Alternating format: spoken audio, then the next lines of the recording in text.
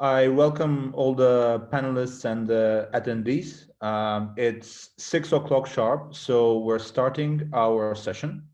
And may I ask the panelists to start their cameras as well. Welcome to the first, the inaugural In Conversation online session with the entrepreneurs. So the idea of this is to get the students from our Creative Spark program and any other guests to get acquainted to some of the successful entrepreneurs in Azerbaijan who can share their stories and also offer tips and advice to everyone who wants to open and operate a successful online business in Azerbaijan.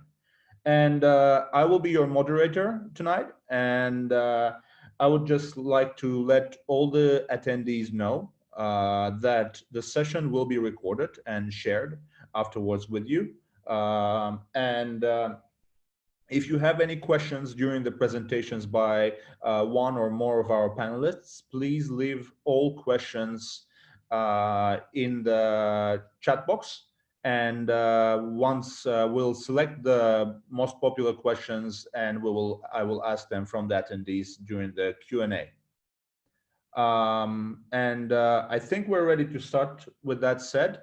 And our country director of the British Council office in Azerbaijan, Mr. Samar Shah, will introduce the session. Samar, over to you. Thank you very much, Aina. Salam, everyone. I can't see all of you, but I hope you can see me and hear me loud and clear. My name is Samar. I'm the country director of the British Council in Azerbaijan. It's my pleasure to welcome you all to this first online webinar of our In Conversation with Entrepreneur series in Azerbaijan, and actually for any other countries who have dialed in. I know this is a difficult time for all of us. I'm sitting at home in Baku. You're probably also watching this from your house. I know it's been a challenge for all of us, because of the lockdown, because of the restrictions. But I think it is in times like this, we need to reach out more to each other, to stay connected and to share our experience and then to support each other. And that's exactly why we have launched this series to support entrepreneurship in Azerbaijan. So this is part of our program called Creative Spark.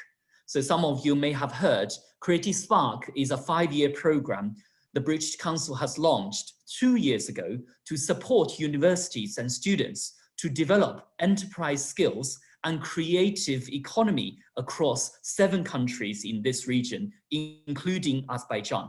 And so far, the program has gone from strength to strength. We have set up 7 partnerships between Azerbaijan and UK universities, and they have impacted on so many students and teachers and young people who have the ambition and the dream of building their own business.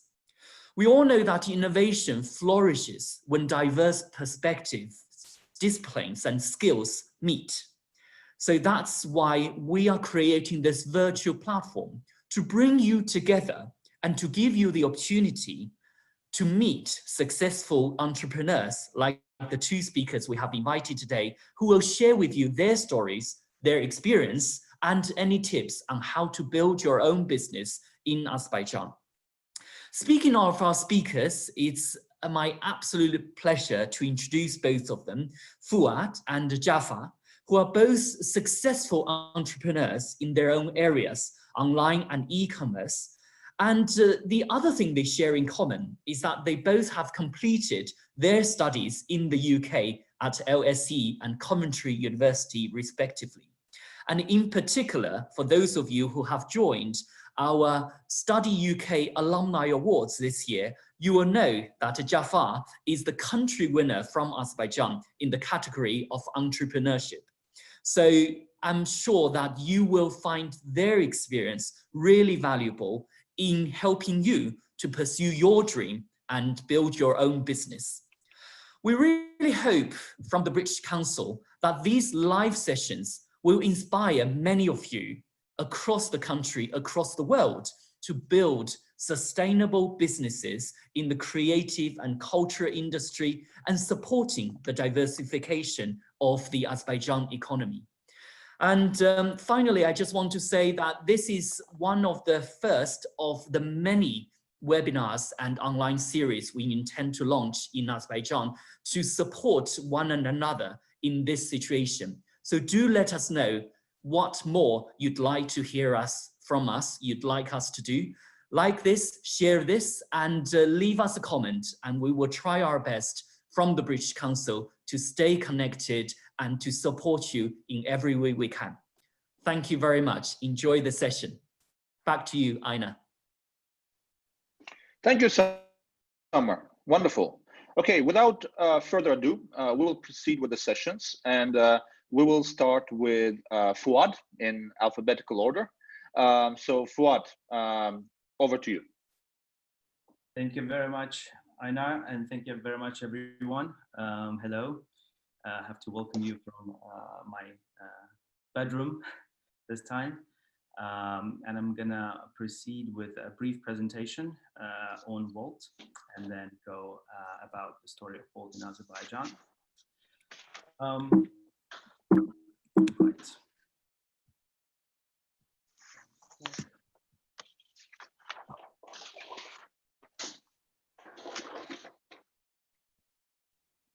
Can everyone see the presentation?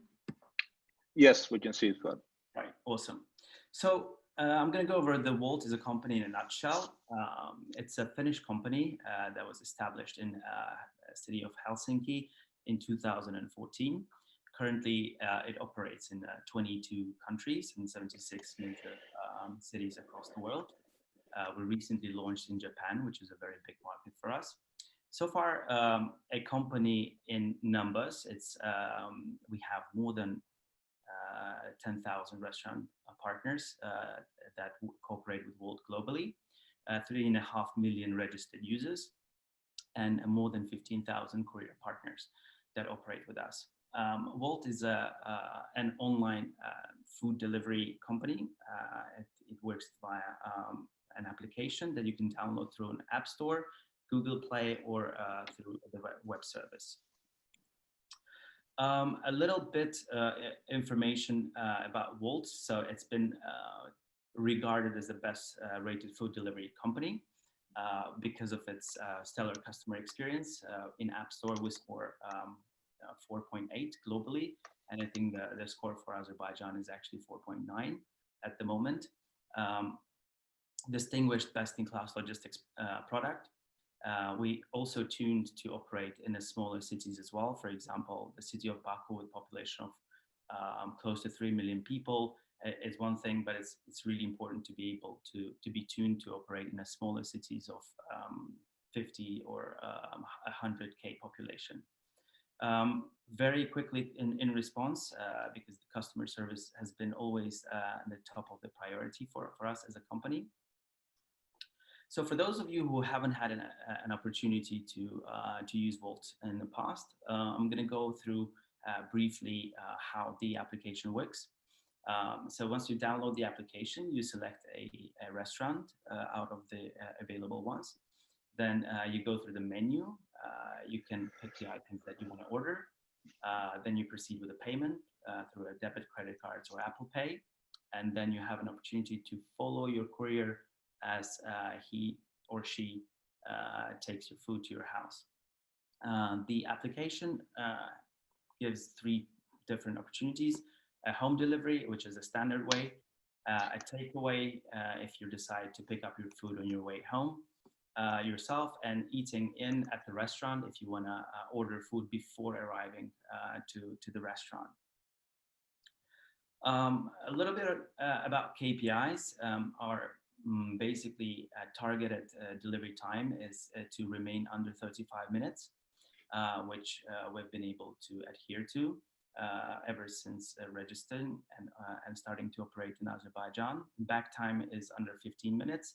And when we say back time, it's literally how long your food is in the back between the restaurant and your house. So to make sure that it doesn't get cold. And the rating, this is a different rating that our customers give us through the app after they receive their food. Some of the recognitions globally. So Apple's Editor's Choice winner. We've been regarded as hottest startup in Europe by Wired magazine. And lately in 2020, we've been ranked number 2 as Europe's fastest growing company. So this is basically our Wolt in a nutshell. And but I would like to talk a little bit more about Wolt in Azerbaijan.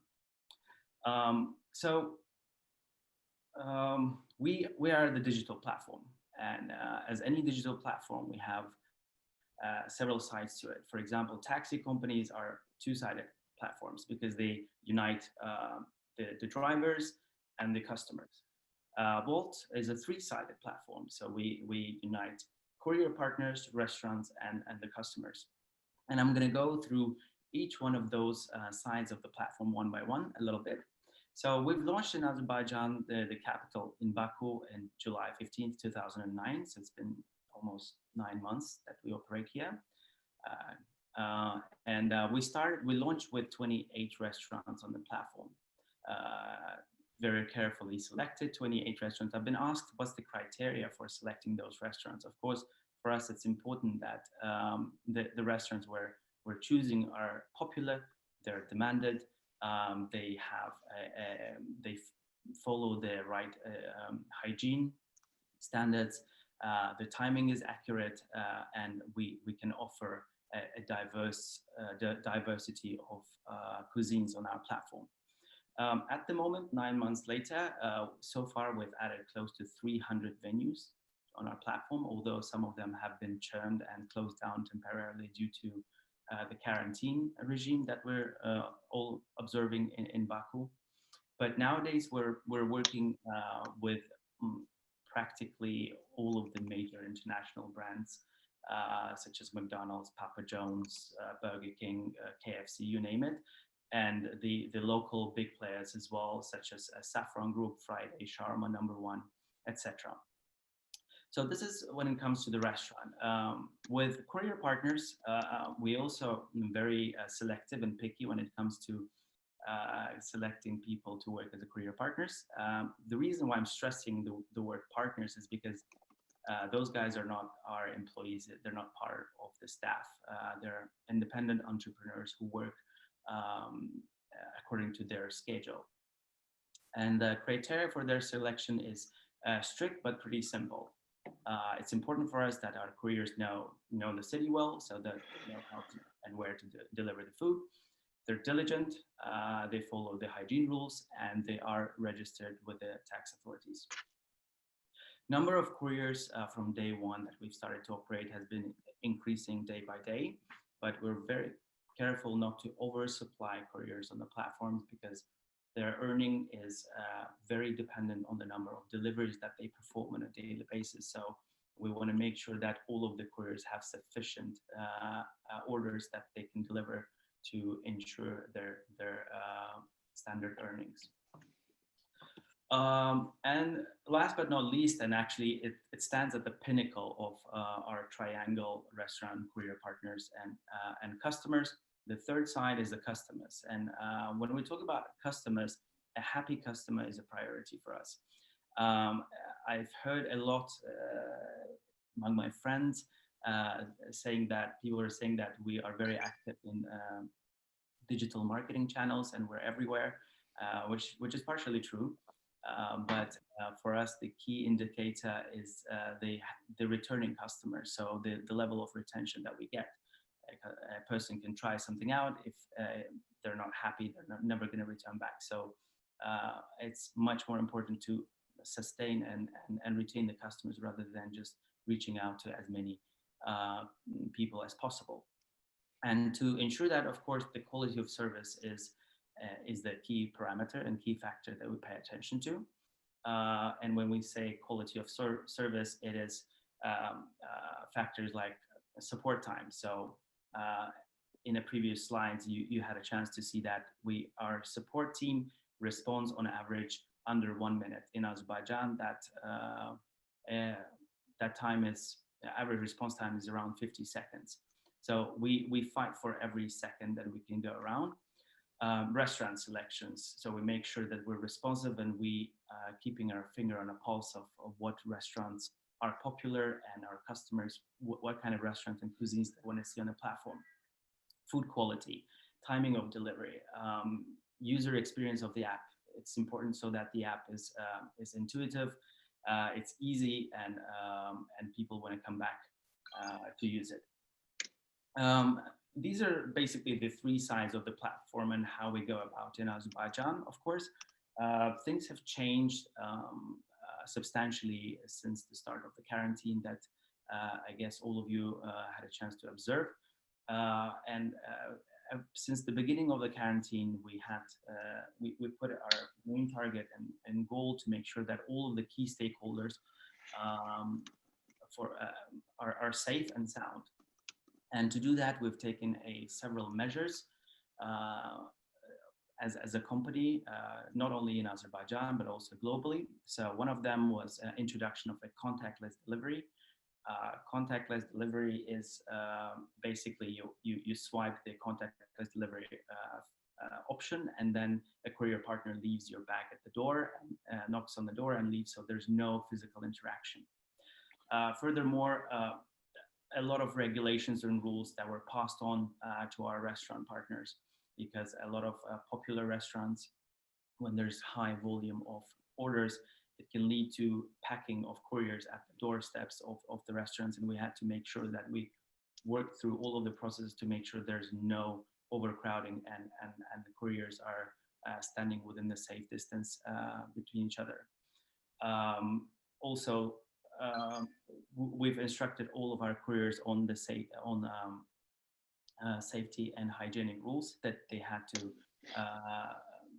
adhere to, be it hand sanitizers, face masks, cleaning the bags on a daily basis. So we had to make sure that we're doing maximum to prevent the disease from spreading. We actually took it a bit further. We probably even overreacted and underreacted probably in this situation. And we didn't know if at some point we're going to be in a complete lockdown and won't be able to go out from the house and hand out the courier gears to our couriers.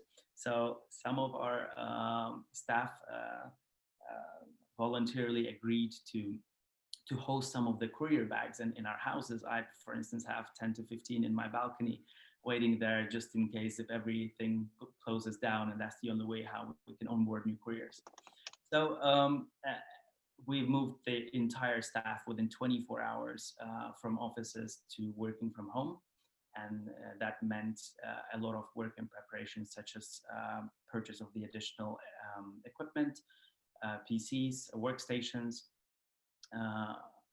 We onboard, in regular life, we onboard restaurants and we onboard couriers using the onboarding materials, training materials. We've switched those to the online ones with the online tutorials to make sure that all of those onboardings can continue and there's no showstop due to the lockdown that we're currently experiencing. What was really, really important for us is at these hard times to be close to our community, to our citizens, and to our restaurants. Because when people are locked down, they're sitting at home, it's really, really can get annoying to cook every day. So people might want to order some things that they're not being able to cook at homes. And we wanted to make sure that we're here for them at these difficult times. At the same time, supporting our local restaurant community was one of the primary targets for us as well. And because international brands that work globally seem to be more financially stable and resilient, and it's really, really important to support your local smaller shops and players during these times, because the delivery was the only channel left there for them to maintain their sales and to pay for rent and salaries of the employees. So we took some measures with regards to that as well. We extended the delivery time by 1 hour So now we deliver until 1 a.m. You can make order until 1 a.m. in the morning. We expanded the zone of delivery by 15% since the start of the quarantine. We also diversified and added through pharmaceutical stores to our platforms. Previously, we only worked with restaurants and cafes with ready food. Of course, advertised and marketed much more visibility to the local restaurants on our platform and our social media. Of course, these are just a few measures that were taken by us as a company. And I'm guessing we have a lot of attendees today, people who are UK alumni and studied in the UK. It's a pleasure and honor for me to share my experience with you guys. I myself, being an alumni of LSE, I did a master's in management of digital innovation. I was studying topics such as Internet of Things, artificial intelligence, blockchain, and we were wondering and asking our professors that maybe 5 to 10 years from now, these technologies are no longer going to be hot topics and they're going to become obsolete. Does it mean that our education will no longer be applicable?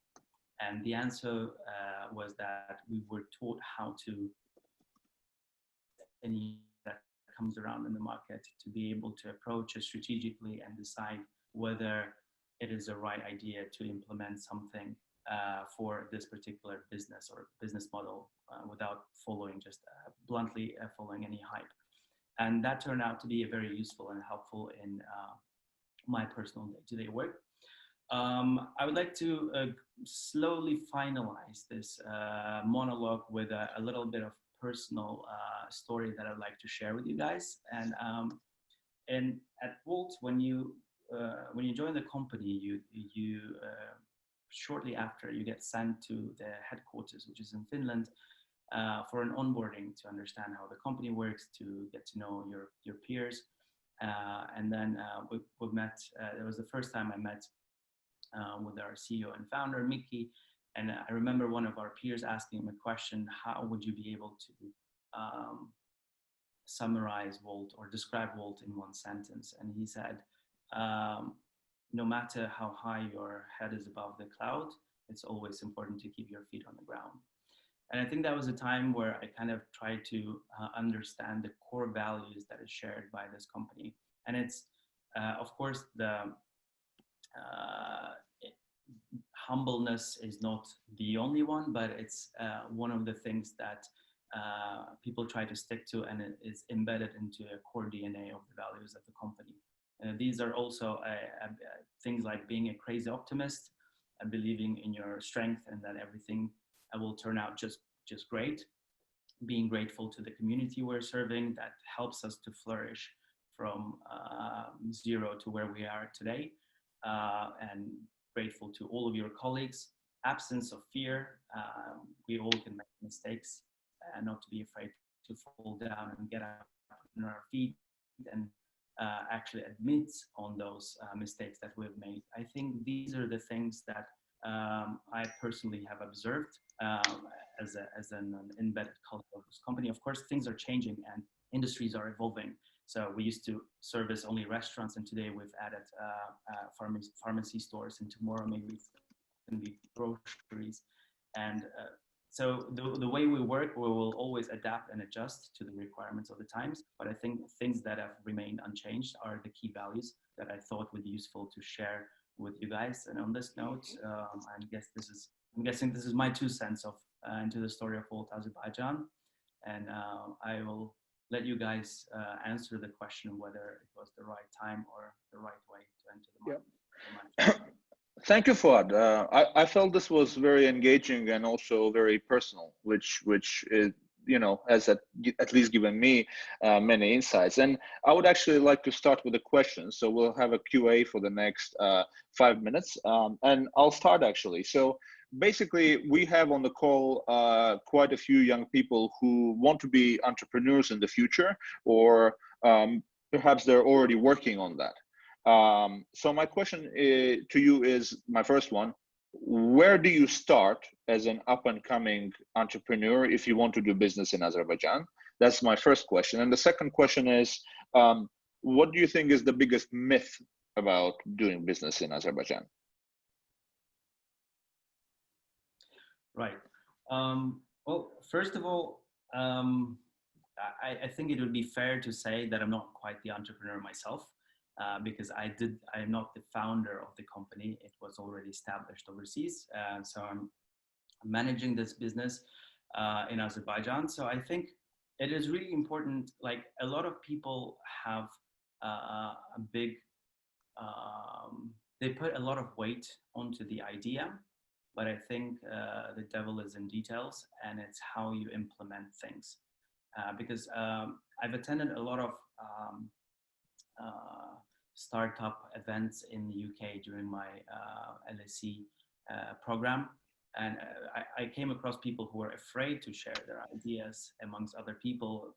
Maybe someone will take their idea and stuff like that. And the practice shows a big venture capitalist attending our uni was telling that it is not only about the idea. A lot of things are actually have to do with how you implement and how well you thought everything through. So I think this would be very, very important and not to be undermined.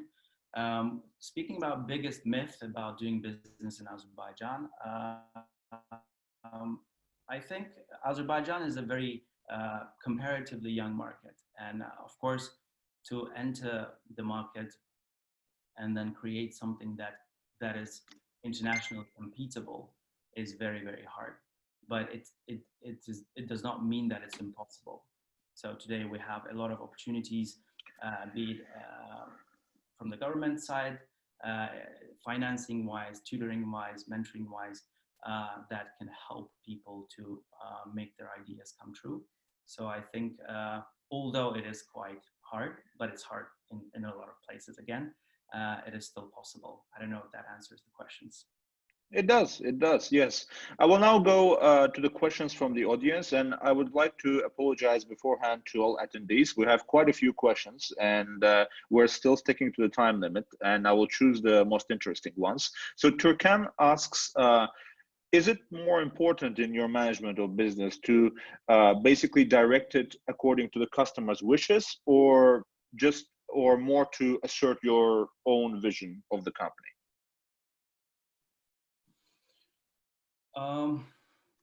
Of course,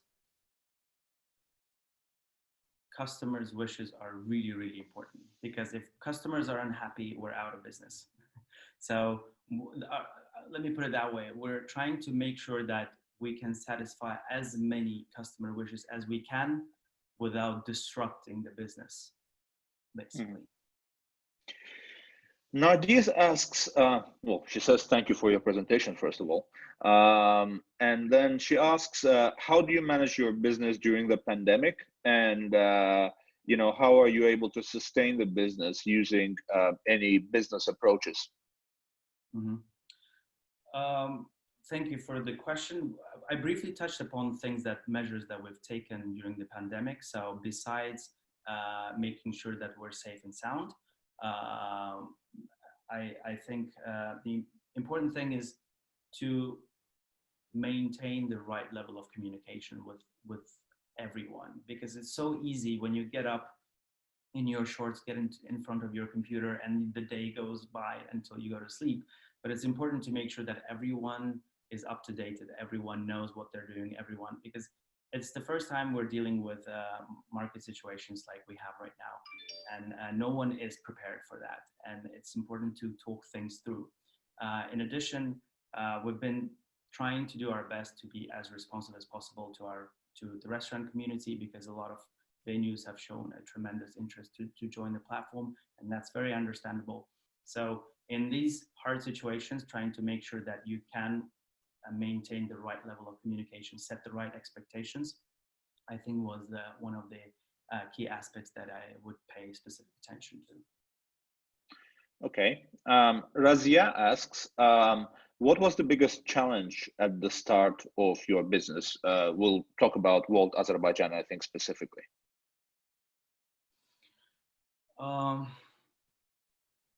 Biggest challenge,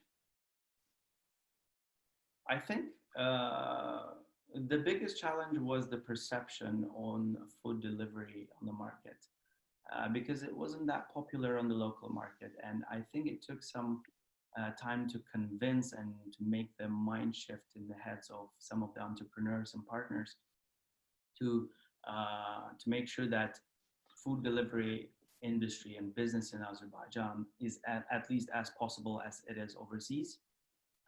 That to unravel the full potential of that channel for the businesses. And ultimately, like any business, we want to make sure that we don't generate just cash, we bring in certain value. So for people to try out something that is extremely quick, that is very intuitive and simple, so to turn into a habitual thing for the users, I think to introduce basically the popularity of the service on the market on a different level was the biggest challenge. One more question. Are there females working as Wolt couriers? No, not in Baku. maybe sometime in the future, but overseas, we predominantly operate in the European markets, and there we have quite a few female couriers who work shoulder to shoulder with the male ones. Okay, I will ask one more question, and then if I didn't get to your question, feel free to write them to our Facebook channel, and I'm sure that we will get together with Fuad and we will be able to get you his responses to you after the call. And the last question is here. Okay, so we have a couple of questions that are sort of about the same topic. It's about students developing their own apps and their own sort of e-services websites on the net. So how do you think that the market is already adapted to them? Like, do you think they have potential now at this stage, and you know what to do about it? So like how to best use this potential? Mm-hmm. Speaking about the market, I myself, back in 2012, tried to launch one new application, and with a friend of mine, and that all went down the drain. So it wasn't a very successful experience for us.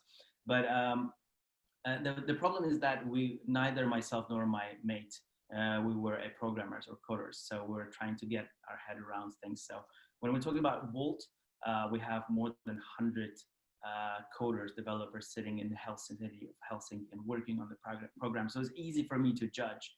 But probably I've heard some of the success stories in Baku, and I know that with the globalized world that we live in right now, it's so easy to outsource a lot of the parts of the program and to different other countries as well. So I personally believe that, although I haven't failed in that myself, but I believe that it is something that's possible. So if someone has a good idea and believes in that idea, it's definitely worthwhile trying it. Thank you, Fuad. Yeah, that's all. I apologize in advance to all the attendees who didn't get their questions answered. There's quite a few here. If you want a specific questions to get answered, it's very easy. Just write to our Facebook page and we will get back to you. Thank you, Fuad, once again. That was very engaging. So we will proceed with the second of our speakers today. Jafar, are you ready? Yep. Hello, everybody. Hope you're all doing great, and hope you're all full of energy, because I will share with you some important suggestions which will lead you in your journey to success. For those who don't know me, I am Jafar Najafov. I have also studied in UK. I have graduated from Coventry University. I have got multiple worldwide known certifications.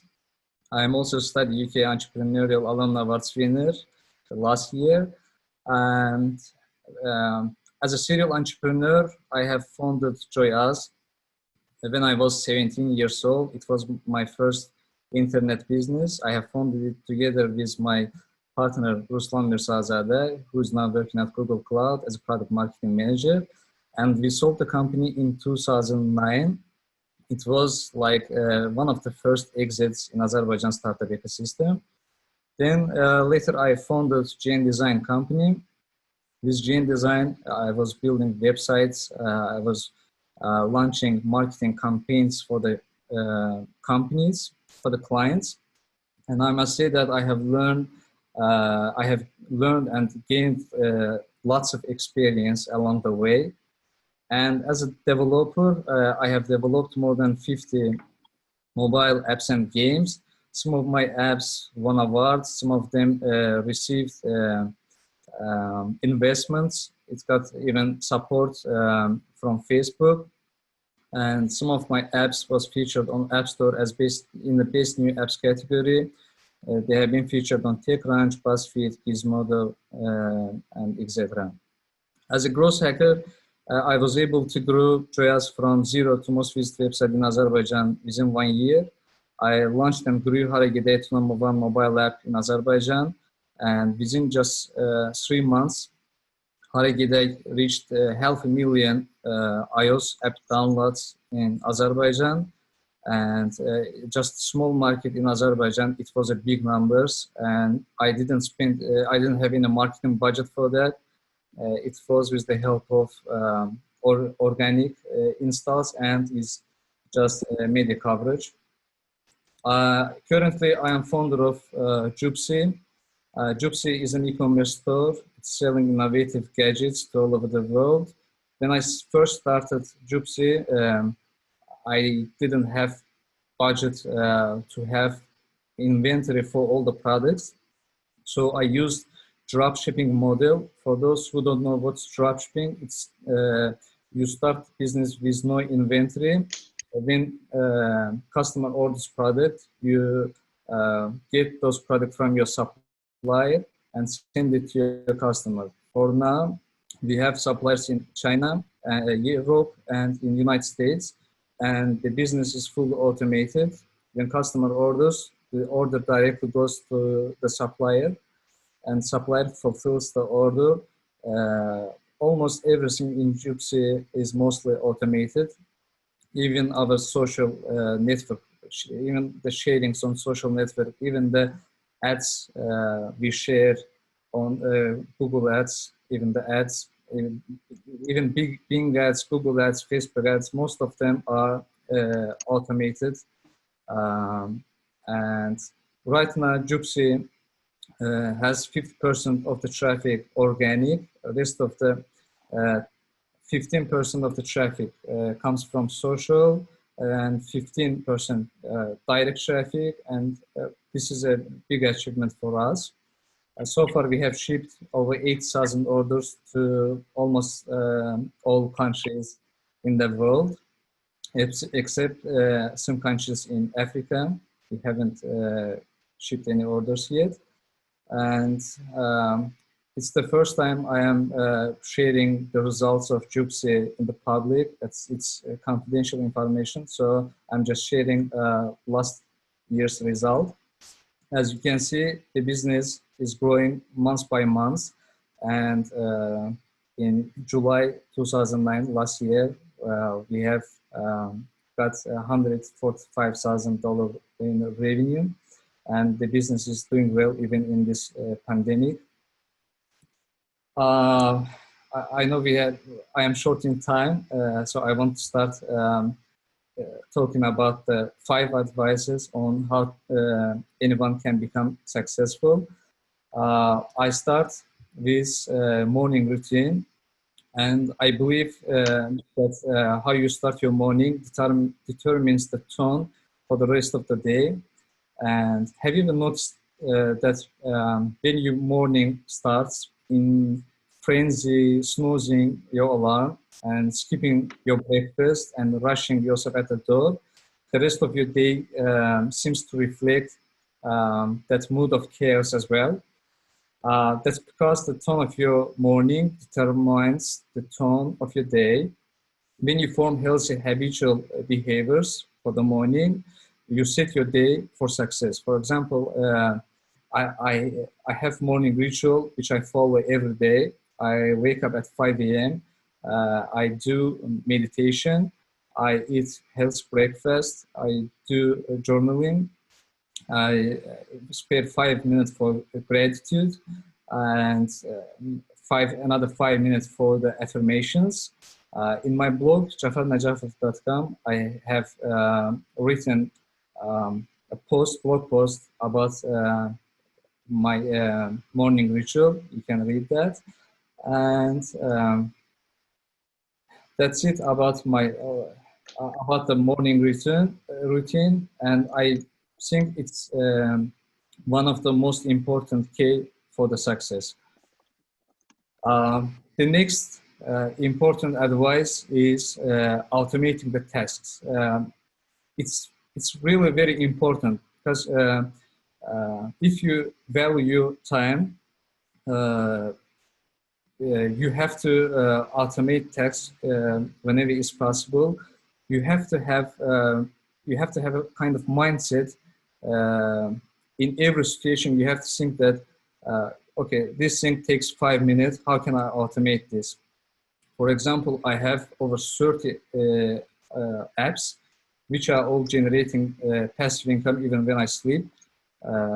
Without automating the processes, I wouldn't be able to have even just 1-2 app generating me passive income.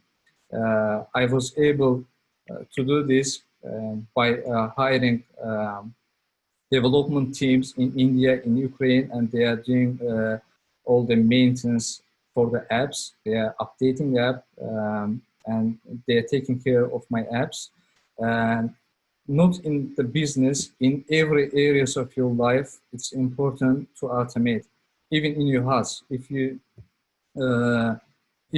there's something takes, if you're a woman, let's say, if you have to clean the house each day, you can just buy a vacuum cleaner robot and it can clean it and you can save time. So you have to have that kind of mindset and try to automate tasks. And I believe that it's very important ingredient for the success. And the third one is you are the average of the 5 people you spend the most time with. It's really very important because we are some of our 5 friends in which we surround ourselves with the most. We earn the same income, we go to the same place, we do the same thing, we think the same thoughts. And if you were to look at your 5 close friends, you have got to ask yourself this one question: who are my leaders and where are they taking me? In other words, are my leaders taking me to the right direction? And you need, I believe that you need people who are inspiring, who are more skilled, who are more smarter than you. People who knows that you need to do what you have to do to get to the next level. And the truth is that the people that you're looking for are also looking for you. It's not really hard to find them, but you have to find them. So this is also very important to surround yourself with 5 good people who are smarter than you. Set higher goals and believe. My first suggestion is you have to set higher goals and you have to believe because goals make you stretch. They help you to become more of who you are. And most importantly, you have to believe that you will accomplish your goals. And very important part is to believe. I would tell just one story. When I was finishing my studies in the United States and returning back to Azerbaijan, I said everything is going perfect and something bad is going to happen. And the next day, I fell down from the bike and broke 2 of my arms. And in another time, I said, something is going to happen. And I was attacked by 4 strangers in the street. and thankfully I didn't have any injury. But after that, I said, I have that thinking pattern. So if I think good, maybe good things will happen. And one of my friends suggested me that to read a book by Napoleon Hill, Think and Grow Rich, and Secret Book by Rhonda Byrne. And after reading that, I changed my thinking pattern to positive, and positive things became to happen. So I always set higher goals, and I really believe it. It's a saying that fake it until you make it. That's true in my experience. So my last suggestion, last advice is be persistent. Whatever you are trying to do, whatever business you are trying to do, just do it consistently. Most people, they don't finish what they start due to lack of persistence. Just think how many things you could have accomplished if you were persistent in what you did up to now. Often, if you were just a little bit more persistent, you would have achieved what you set out to do. It's just like in the well-known story about the person who was searching for a gold. He's digging, and after digging a certain depth and not finding the gold, he quits, just like in the picture. He quits and goes, and another person comes along and continues to dig at the same spot. And after digging just a few more centimeters, he finds the gold. It's the same in life. You need just to persevere and not quit. And you have to be persistent. I know we are short in time, but if we have time, I want to tell just one story. There was a man who wanted to learn all the secrets, who wanted to learn the secret of success. And he, one of his friends tells him that there is a man in the top of the mountain, that guru knows all the secrets of the life. You can go there and ask him, and I'm sure that he will help you. So he goes to the top of the mountain and sees that guru is in deep meditation. He says after guru gets up from the meditation, he tells them that I want to know what's the secret of success. Guru doesn't reply. He simply stands up and starts walking down the hill. The man follows him. He finds it difficult to keep pace with his guru because he's going so fast, and they are reaching to the lake. And when they reach to the lake, the guru, with a gesture, he asks the man kneel down. And unquestioningly, of course, the man does what guru orders. Suddenly, the man feels himself seized by strong hand at the back of his neck, and his head was forced down under the water and held there firmly. He thinks that this is some kind of test, and after a minute pass, the man sees that he's gonna be breathless, so he struggles to arise, and the old man's grip becomes even stronger, pushes him further down into the water, and now man becomes in panic, and he tries to get the old man's hands tighten up, and precious second pass, but the guru doesn't take his hand, and he thinks that he's going to die. Just as he was about to give his hope, the man let go his hand, and the man gets up and tells that, "Are you crazy? You almost killed me." And the guru stares at him, and the first time he tells him that Man, you wanted to know the secret of success, don't you? Here it is. You remember just a few minutes ago how bad you wanted to take that next step, breath of air, next breath of air. When you want success that badly, you will have it. That's the secret of success. So guys, if you want success as bad as you want to breathe, if you want success as bad as you want to sleep, you will be successful. Sooner or later, you will be successful. And thank you for your time. Thank you, Jafar. I actually have a lot of questions from you from the panel. So, you know, I won't waste time with my own questions. So let's go. So Nargis G, she asks, you know, all over the world, basically, you know, e-commerce businesses are probably rising because of the lockdown conditions. But in Azerbaijan, the society, well, some parts of society rely a lot on cash. So do you notice this switch from cash to like cashless payments, or, you know, how do you feel the effects of lockdown basically? Actually, with JOOPZY, with our e-commerce business, we are selling to all over the world, not just Azerbaijan, we are selling to all over the world. So we always take only cards. We don't accept cash payments. When we started, we test cash on delivery, but we had headaches with that.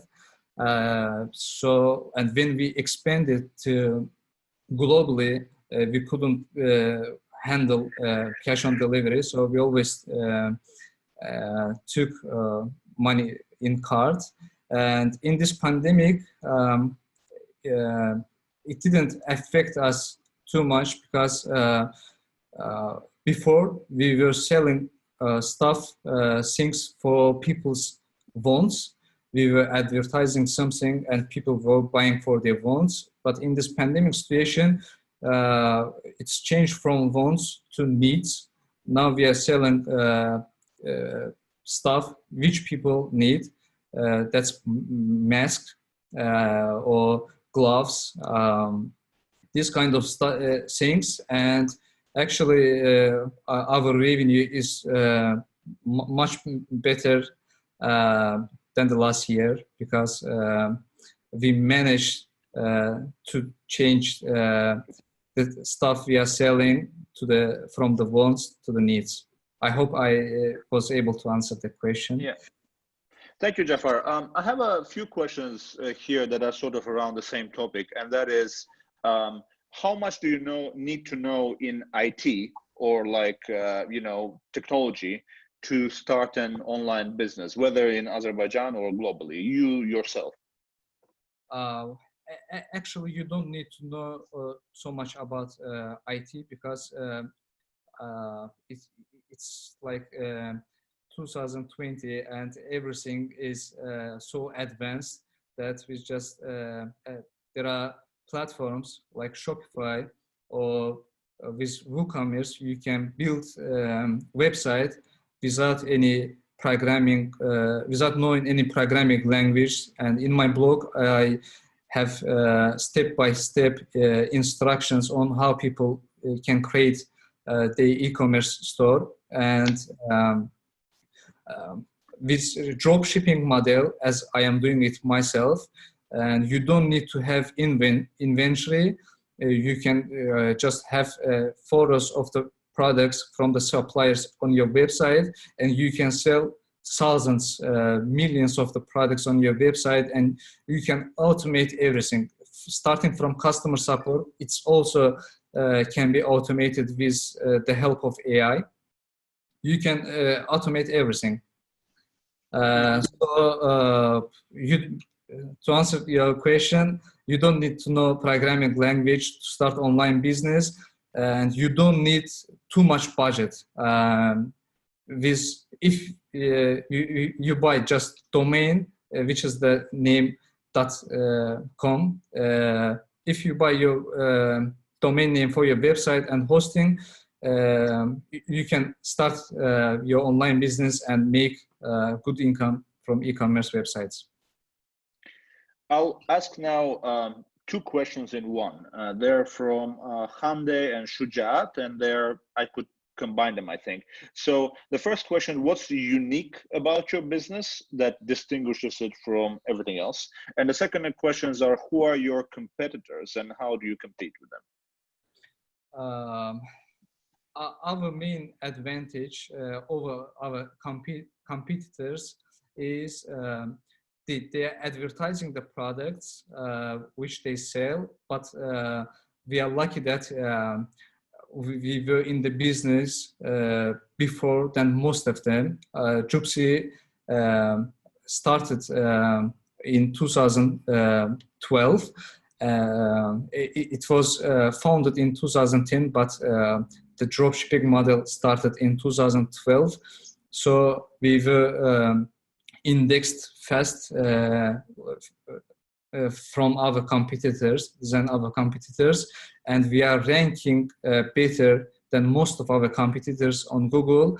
That's why we have more than 50% of our traffic organic, and that distinguishes us from our competitors. And our competitors in this dropshipping model, there are Dude Gadgets who are our competitors, and Vet9, but there are not big competitors who we see as a threat, because it's just ours is just small niche. We are just selling innovative gadgets. Yep, I hope I answered this question. Great. I'll ask one more question and then I think it's time. The last question is, it's from Sandy. So how do you source your products and how do you adapt to changes required by the pandemic in sourcing your products? All right, it's a very nice question. We are sourcing products from China and United States. We see the trends very carefully, and when there is some kind of innovative gadgets becomes popular, or our suppliers always sends us the list, and they advise us that these products are selling very good in US market, and these products are selling good in market in China, in Asia, or in Europe. And with their advice, we don't have to buy and source that products in our inventory. We don't lose anything. We just add those products in our website and leave it there for just 1 week to see the results. And basically that's it. We add it to website and see if it sells good, we keep it. If not, we change it, or we give it another time, some more time, or we try to advertise it. Yep. Great. Thank you, Jafar. Jafar, can I just ask you to stop sharing your screen so I can we can see each other better? Great. Thank you for the session, Fuad, Jafar, both of you, and thank you for very engaging questions. I'm addressing the audience, of course. And if you have any questions that weren't answered, do direct them to our Facebook page and we'll get back to you when we can. Thank you again. I'm sure this is not the last of the In Conversation with Entrepreneurs session, and for the next ones, we will obviously share news when they're happening to all the participants and to the wider audience as well. And I'm sure you will see some famous names, famous brands here from Azerbaijan. And I know some of you may have already personally met one or both of our panelists today, as you told me on the chat window. So just to sum everything up, Samar, do you want to say a couple of words? Yes, thank you, Aina. And I just want to say, first of all, huge thank you to Fuad and Jafar for this very interesting and interactive session. I mean, I've certainly learned a lot myself, and I'm sure our audience have as well. One personal note to Fuad, if you're thinking of adding services to Wolt, I use Wolt a lot. Can you add hairdressing in this pandemic, because that's something I'm really struggling with. If you can deliver hairdressing to people's houses, I think you will boost Wolt business significantly. But on a more serious note, to everyone who joined us today, thank you very much for your comments, for your participation, for your questions. Stay tuned. As Aina said, do follow us on Facebook, British Council Azerbaijan, and we will publish more of these webinars and in other subjects as well. And the other thing I want to suggest to all of you, in case you haven't seen already, is if you go to the British Council website, you will see we have a page about stay home with the British Council, because I know a lot of you are struggling finding things to do while you're staying at home. So, you know, on that page, you will find ways to have fun with your kids, improve your English, you know, for teachers to focus on your professional development, explore arts online, or even prepare for your IELTS test with some really good online resources from the British Council. So I look forward to the next session and seeing many of you and all your friends, colleagues, and families. Thank you very much. Thank you, Summer. Just one final point of note. So we will be publishing information about the next session soon. Meanwhile, we have now a webinar series called Introduction to Entrepreneurship. You can register on our website, and you can find the announcement on our Facebook and Instagram pages again. These are run every Friday. So the next one is this Friday. So please join that as well. And you can hear from entrepreneurs from the UK as well. Thank you everyone for participating. Thank you, Fuad and Jafar, for very lively presentations, and Samar for your guidance as well. And we will see you all shortly. I will be joining the session on Friday as well. So see you there.